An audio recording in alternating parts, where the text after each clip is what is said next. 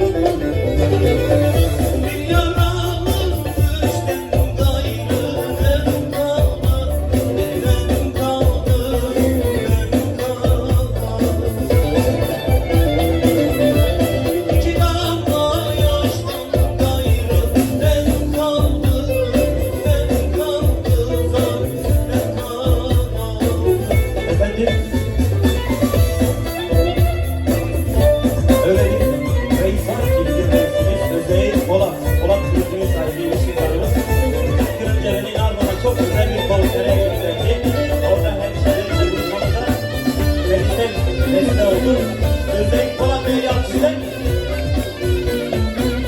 Reis bir de burada. Ona onurlu olsun.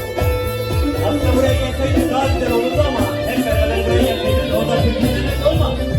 Sanatçıyı İnsan Başkanı kapatmamı istiyorum. Sanatçıyı uzaktan gidilmez. Mahsur-i Şerif'in çıksam yollara.